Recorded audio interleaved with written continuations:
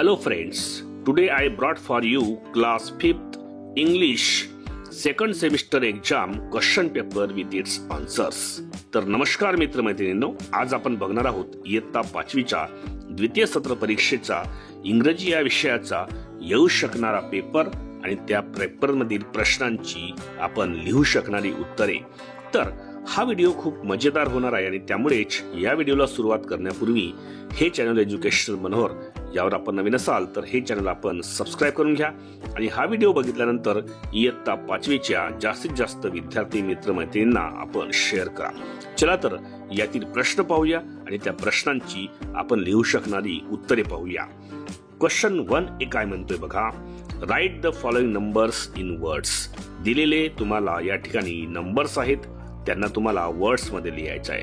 First one is 18, second one is 69, third one is 100, fourth one is 27 and the last one is 85.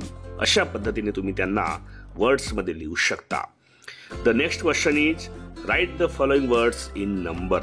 या ठिकाणी तुम्हाला words दिलेले आहेत, त्यांना तुम्हाला नंबर्स मध्ये कन्वर्ट करायचं आहे.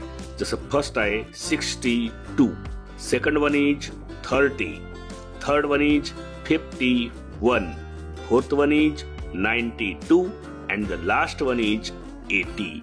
तर अशा पद्धतीने तुम्ही वर्ड्स मध्ये दिलेल्या नंबर्सला नंबर्स मध्ये लिहून घेऊ शकता. यामधील क्वेश्चन सी पाहूया आपण आता. क्वेश्चन सी मध्ये काय म्हटलेलं आहे त्यांनी, राईट द अपोजिट वर्ड्स. म्हणजे दिलेले जे वर्ड्स आहेत त्यांचे अपोजिट वर्ड्स म्हणजे विरोधार्थी शब्द तुम्हाला लिहायचे आहेत. फर्स्ट वन इज अप, त्याचा अपोजिट वर्ड होतो down. Second one is slow, त्याचा अपोजिट वर्ड होतो fast. Third one is black, त्याचा अपोजिट वर्ड होतो white. And the last one is S, त्याचा अपोजिट वर्ड होतो नो. त्यानंतर डी काय म्हणतोय, write the synonyms of. Synonyms म्हणजेच या ठिकाणी समानार्थी शब्द होतो. तर या ठिकाणी त्या शब्दांचे तुम्हाला समानार्थी शब्द म्हणजे सारखा अर्थ असणारे शब्द लिहायचे आहे. The first one is complete, त्याचा अर्थ होतो डन. ठीक आहे. दुसरा आहे अगली, तर त्याला म्हणू आपण बॅड लुकिंग. ओके. त्यानंतर बघा एफ काय म्हणतोय, राईट दी रायमिंग वर्ड्स. दिलेल्या शब्दांचे रायमिंग वर्ड्स म्हणजे सारखा उच्चार असणारे शब्द तुम्हाला लिहायचे आहे. जसं पास आहे तर या पासचं तुम्ही लिहू शकता ग्रास, GRASS. तुमच्या मताने कोणते लिहू शकता तुम्ही. मी लिहिलं ग्रास. दुसरा आहे लॉंग, त्याचा रायमिंग वर्ड लिहू शकतो आपण सॉन्ग. तिसरा आहे कोल्ड, त्याचा रायमिंग वर्ड लिहू आपण बोल्ड. त्यानंतर आहे ट्री, त्याचा रायमिंग वर्ड लिहू आपण या ठिकाणी होऊ शकते, या ठिकाणी 3 पण होऊ शकतो. ठीक आहे. तर 3 लिहू आपण.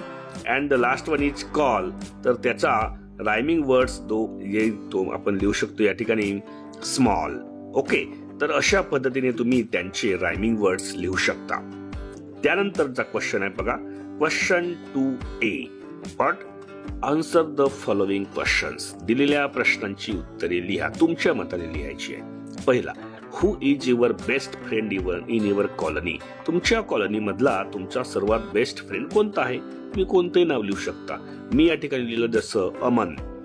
Second one is what is your hobby. तुमचा आवडता छंद कोणता, तुमची आवड काय आहे. तर तुम्ही कोणतेही लिहू शकता. मी लिहिणार I like to play and watch cricket. Okay. Third one is write down the 2 names of your brother and sister. तुमच्या ब्रदरचे किंवा सिस्टरचे 2 नावं लिहा. जर असतील तर लिहा, नसतील तर तुम्ही तुमच्या मित्रांची नावे लिहू शकता. जसं मी ब्रदरची नावे लिहिली, एक लिहिलं Kishore and another one is Amol. Okay. Write down the 2 names of animals. 2 ॲनिमल्सची नावे लिहा.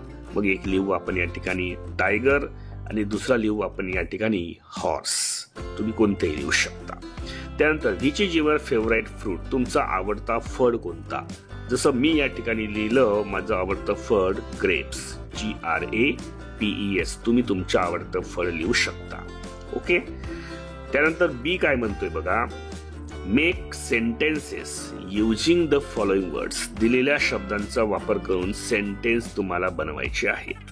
त्या वाक्यामध्ये त्या शब्दाचा उपयोग करायचा आहे. The first one is homework. तर मी लिहिणार या ठिकाणी I completed my homework. Second one is home. तर मी म्हणणार या ठिकाणी I like my home very much.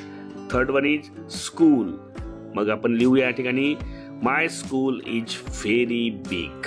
आणि एक चौथा दिलेला शब्द आहे त्या ठिकाणी हॅपी. तर मी लिहू शकणार या ठिकाणी I am very happy today. अशा पद्धतीने तुम्ही त्या दिलेल्या शब्दांचा वापर करून त्यांच्यावरून तुम्ही सेंटेन्सेस बनवू शकता.